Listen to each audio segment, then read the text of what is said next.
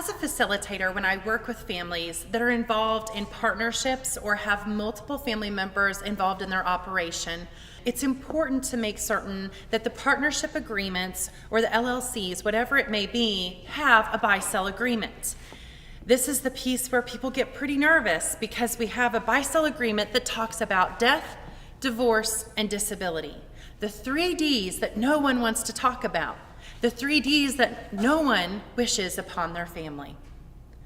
As you work through those questions and work through as a family, what would you do in the event of someone passing away unexpectedly?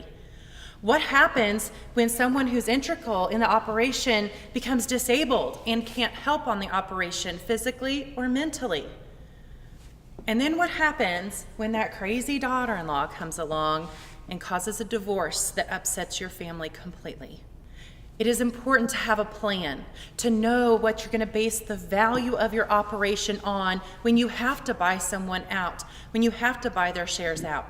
It's important to have a plan so that the value of what you're trying to buy out isn't so great that the company has to go bankrupt in doing so or be sold in order to buy that person out.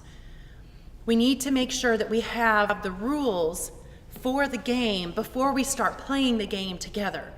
And sitting down and making those rules up is extremely important, and that's part of the buy-sell agreement. My husband and I recently were told by some family members up north that they were excited because their parents had decided to split the farm up. It was their gift at Christmas a couple of years ago, and they were excited because the 3 siblings were given the farm.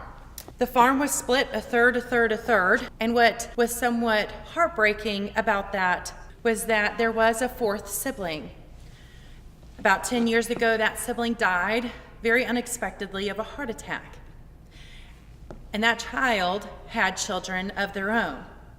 The children were interested in the farm, as was their dad, and because of his death, had less time at the farm because they were living with their mother. Now, as they're working through this generation transfer of a third, you have to wonder what that son would feel like and what he would think, knowing that his children were left out of the mix. As you work with your family and make sure that the game is played just as you want it, even if you're not there, it is important to talk about death. It is important to talk about disability, and it's important to know and feel secure about how the game will be played if you aren't there.